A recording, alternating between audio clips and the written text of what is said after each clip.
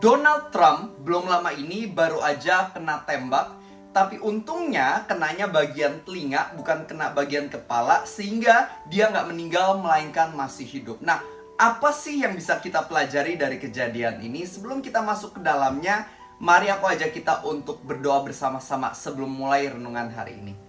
Tuhan Yesus, kami bersyukur kalau misalnya hari ini kami masih bisa diberikan kesempatan untuk hidup, untuk menghirup udara segar, untuk belajar isi hati Tuhan lagi. Maka itu kami minta hari ini biarlah Tuhan yang ajar kami lewat perenungan yang telah disediakan hari ini, supaya setiap dari kami bisa belajar untuk berubah jadi pribadi yang semakin baik dalam Tuhan. Biarlah untuk 10 menit ke depan ini Tuhan yang bantu kami fokus, bantu kami untuk mengerti isi hati Tuhan lewat kejadian ini, sehingga kami pun bisa menjadi pribadi yang semakin siap untuk dipakai Tuhan jadi berkat. Dalam nama Tuhan Yesus kami berdoa. Amin. Nah, teman-teman, jadi Donald Trump setelah dia tertembak, waktu itu dia sampai berdarah sekali, karena ya kena bagian telinga kan ya lumayan bisa bilang dalam tanda kutip nembus gitu kan, darahnya banyak sekali. Nah, yang menarik ya kalau kita nonton video atau lihat gambarnya, dia malah berdiri tegap sambil mengarahkan kepalan tangannya naik ke atas langit. Anggap aja padahal bodyguardnya kan udah semua kayak ayo tutupin, tapi dia malah kayak nongol gitu terus keluarin tangannya. Itu kan sesuatu yang sangat butuh keberanian, apalagi baru ditembak, baru aja berdarah seperti itu.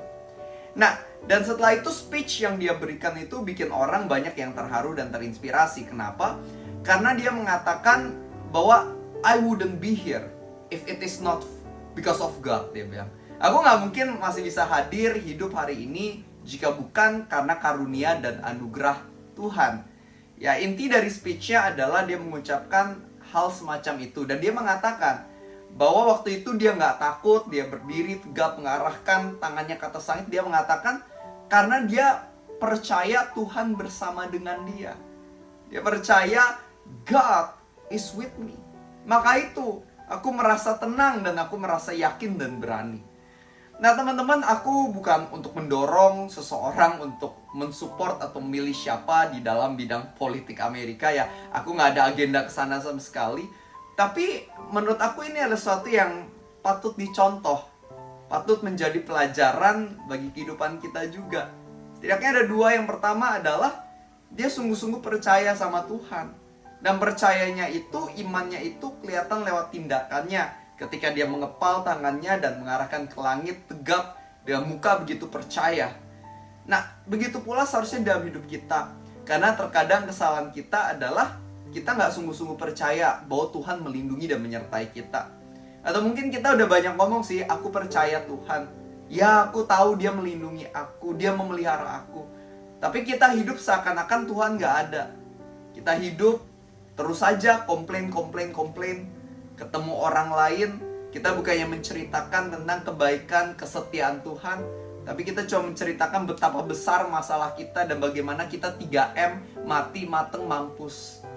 Kadang-kadang di dalam kehidupan kita, saking takutnya kita malah jadi nggak bisa kerja, nggak bisa produktif, nggak bisa mengasihi orang, nggak bisa menjadi berkat buat orang. Kita ngomongnya percaya sih Tuhan bersamaku, tapi lewat kehidupan kita seakan-akan kita kayak orang yang nggak punya Tuhan.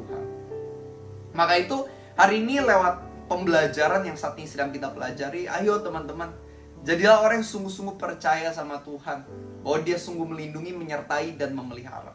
Dan yang kedua yang bisa kita pelajari adalah bagaimana waktu itu Donald Trump dia mengakui bahwa aku nggak mungkin ada di sini kalau misalnya bukan karena ya anugerah Tuhan. Nah, kita juga harus menyadari, jangan sombong melainkan rendah hati, sadar kalau kamu masih hidup hari ini, kamu masih menghirup udara segar hari ini.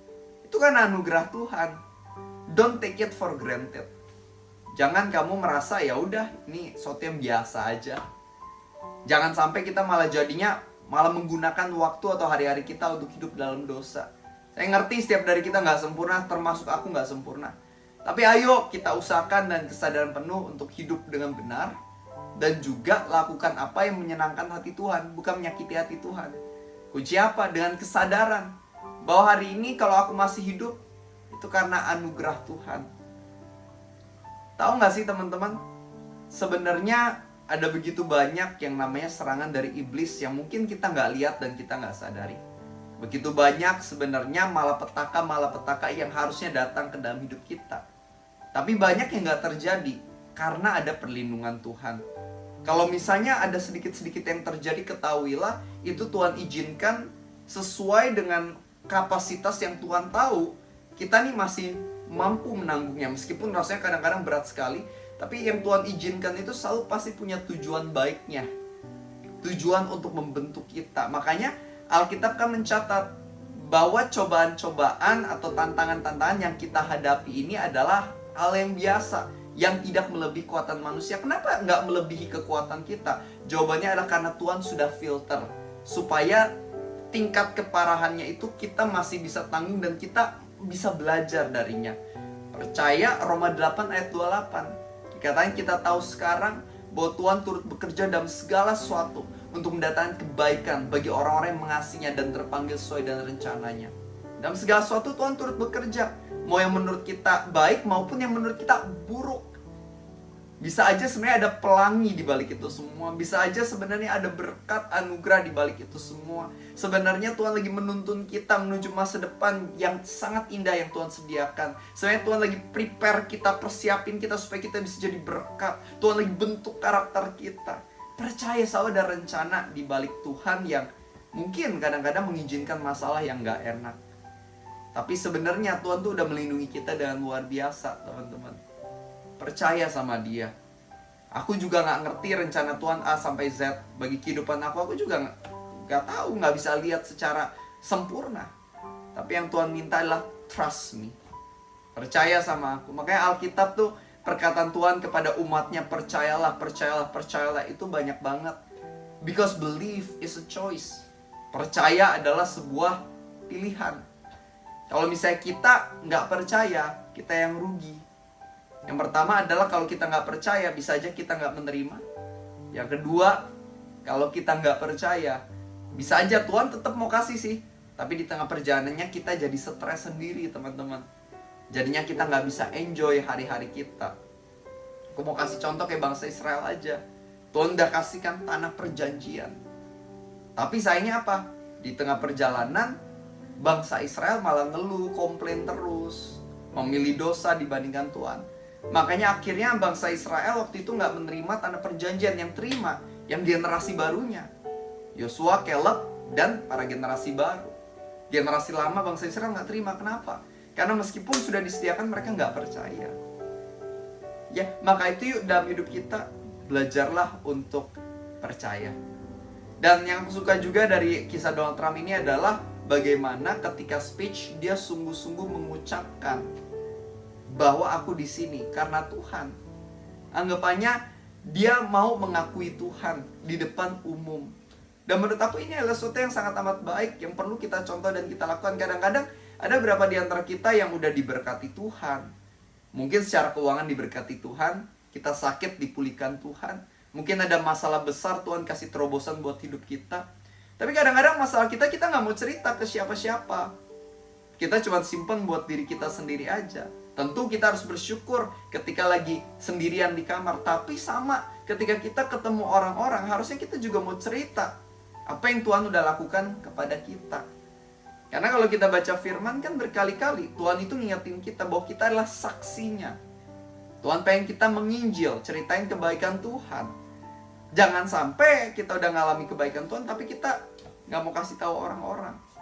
Bahkan lebih parahnya berlagak bahwa apa yang terjadi itu semua karena kehebatan kita. Jangan. Harusnya kalau kita udah menerima kebaikan, keselamatan, penyelamatan, ceritain ke orang-orang bahwa this is because of God. Ya, jadilah orang-orang yang bersaksi. Mulai bersaksi ke keluargamu, ke teman dekat kamu, teman-teman yang mungkin sering kamu ketemu, teman di sekolah atau kantor. Kamu bisa cerita ke mereka.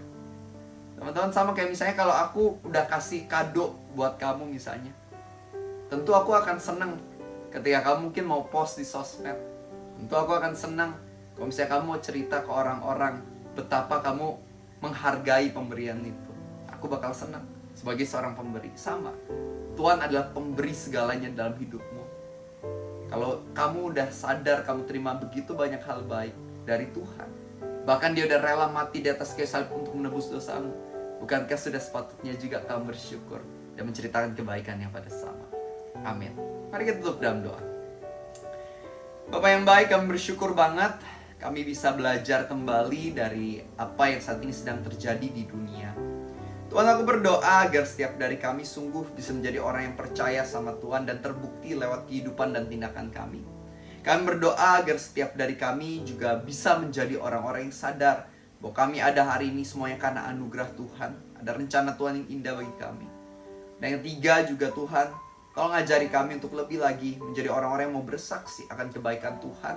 Karena kami tahu ada begitu banyak kebaikan Tuhan yang sudah kami terima dalam hidup kami. Tuhan, aku berdoa bagi teman-temanku ini, Tuhan, dimanapun mereka berada. Biarlah Engkau yang ubah hati mereka, agar mereka bisa memiliki hati yang serupa dengan hati Kristus. Bimbing mereka, tuntun mereka, agar setiap langkah mereka bisa tepat dan akurat sesuai dengan rencana Tuhan. Dan pakai mereka lebih lagi untuk jadi garam dan terang bagi dunia yang gelap ini. Terima kasih ya Tuhan. Kami serahkan hidup kami ini sepenuhnya hanya ke dalam satu nama, yaitu nama Yesus Kristus, Tuhan dan Raja. Dalam nama Tuhan Yesus, semua yang percaya, kita sama-sama katakan amin. God bless you dan maju terus. Dan teman-teman, aku biasa upload yang namanya renungan video firman Tuhan setiap hari sekitar jam 6 pagi. Maka itu jangan lupa untuk subscribe, klik tombol loncengnya supaya kalian setiap harinya juga bisa diberkati dengan siraman rohani. Dan bagi teman-teman yang mungkin tertarik pengen baca buku aku, ada buku terbaru aku, Bersama Tuhan Dalam Badai. Cocok banget buat kalian yang punya masalah dan butuh penguatan iman. Aku percaya buku ini akan menjadi inspirasi yang bisa menolong kamu untuk naik level di tengah masalahmu. God bless you and see you tomorrow.